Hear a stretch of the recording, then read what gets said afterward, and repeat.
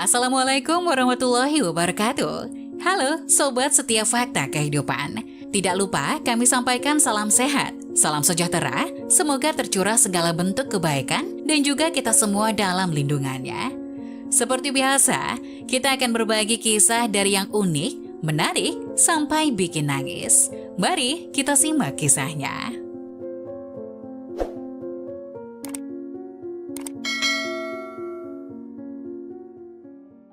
Pengacara kaya mengolok-olok pembersih restoran miskin, menatap wajahnya lebih dekat dan menyadari dia kembarannya. Seorang pengacara kaya menyerang petugas kebersihan yang buruk di sebuah pesta di restoran mewah, tapi dia menyesali setiap cercaan yang dia lontarkan padanya ketika dia menatapnya dengan cermat dan menyadari bahwa dia adalah kembarannya. Kakek buyut, kakek dan ayah Brian Wilkinson, Peter, semuanya adalah pengacara, dan Brian mengikuti jejak mereka. Dia adalah pewaris firma hukum kakeknya, Wilkinson and Partners, dan bujangan paling memenuhi syarat di mata nenek tersayangnya. Nancy Wilkinson telah membesarkan Brian seperti dirinya sendiri sejak anak laki-laki itu kehilangan ibunya, Amanda, dalam kebakaran rumah yang melanda rumah mereka bertahun-tahun yang lalu. Sekarang Brian telah mapan secara profesional, Nancy ingin dia menikah dan menjadikan seorang nenek, dan dia memiliki pasangan yang cocok untuknya, Christine, putri wali kota. Sayangnya untuk Nancy, Brian jatuh cinta dengan sekretarisnya Alana Jones. Dia tidak tahu jika dia memikirkan Christine untuknya.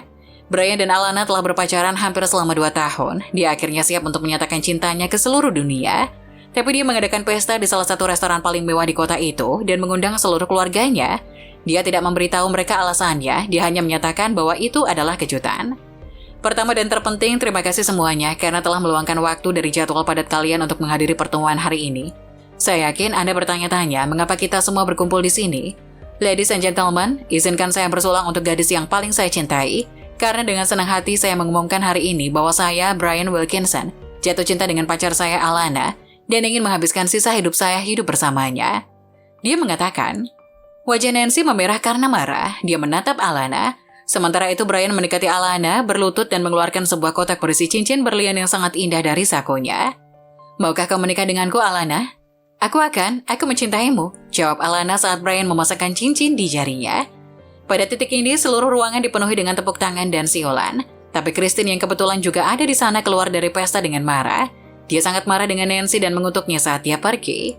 Darah Nancy, sang nenek, juga mendidih. Dia tidak tahan membayangkan cucunya menikahi sekretarisnya yang sama sekali tidak sesuai dengan standar mereka. Diliputi amarah, Nancy menyambar gelas anggur dari mejanya dan melemparkannya ke wajah Alana. Melemparkan gelas itu dan menyebabkan pecahan berkeping-keping. Pesta sudah berakhir, tidak akan ada pernikahan. Wanita ini tidak pantas untuk cucuku.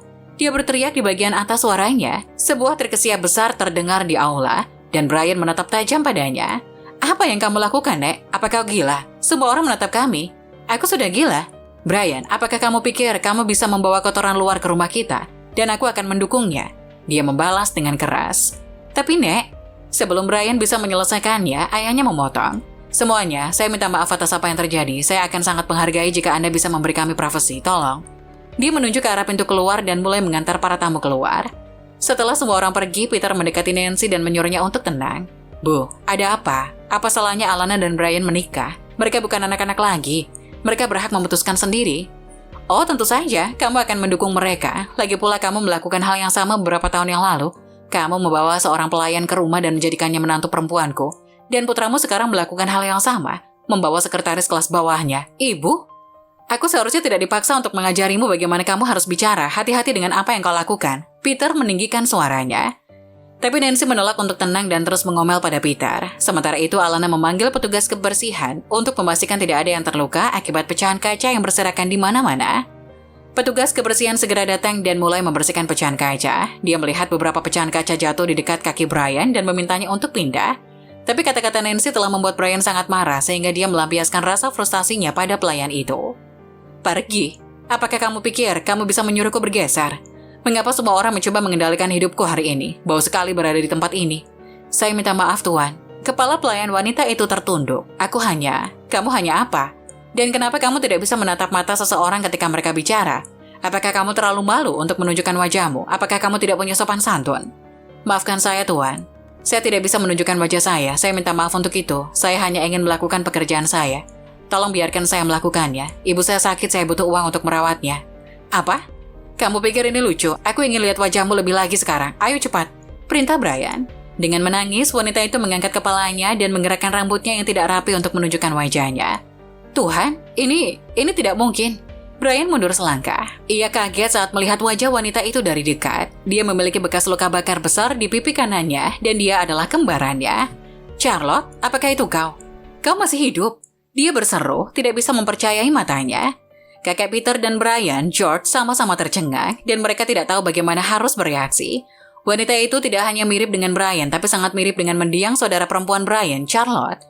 Maafkan saya. Iya Brian, ini aku Charlotte. Aku masih hidup, semua berkat ibu angkatku yang membesarkanku. Tidak seperti nenek manis kami yang meninggalkanku di rumah sakit sampai mati sendirian.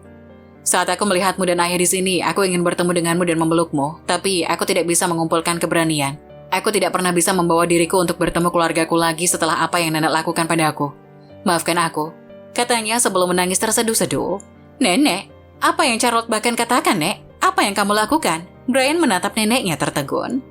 Nancy menegang ketika dia melihat Charlotte. Dia tidak pernah mengira masa lalunya menghantuinya seperti ini.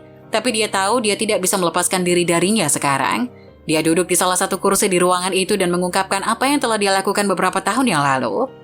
Ternyata Amanda tewas dalam kebakaran rumah saat berusaha menyelamatkan anak-anaknya, Charlotte dan Brian serta Nancy. Di sisi lain, Nancy tidak ingin Charlotte menjadi bagian dari keluarga mereka lagi karena dia mendapat bekas luka bakar besar di wajahnya saat mereka menyelamatkan diri. Keluarga Wilkinson selalu hidup sebagai keluarga bersama. Peter dan George sedang berada di luar kota ketika semua itu terjadi. Ketika mereka kembali, Nancy mengatur agar tubuh orang lain dikuburkan menggantikan Charlotte dan berbohong kepada semua orang bahwa dia telah meninggal. Untungnya perawat yang baik hati di rumah sakit mengadopsi Charlotte dan membesarkannya sebagai anaknya. Dia tidak pernah menyembunyikan kebenaran Charlotte darinya, tapi trauma perlakuan buruk neneknya terhadapnya tidak pernah meninggalkan Charlotte. Dia tidak bisa mengumpulkan keberanian untuk menghubungi keluarganya lagi. Memiliki cucu yang jelek seperti itu akan menjadi aib bagi keluarga. Saya tidak menyesali apa yang saya lakukan. Nancy mengatakannya. Peter tidak percaya bahwa Nancy telah melakukan tindakan yang begitu rendah. Dia memutuskan dia tidak akan membiarkan ibunya tergelincir atas apa yang telah dia lakukan. Baik, Po. Aku tahu, kamu tidak pernah melihat ke belakang pada tindakanmu. Tapi pada titik ini, aku menyesali beberapa hal, bahkan dilahirkan untukmu. Aku malu menjadi anakmu dan aku akan meninggalkan rumahmu sekarang.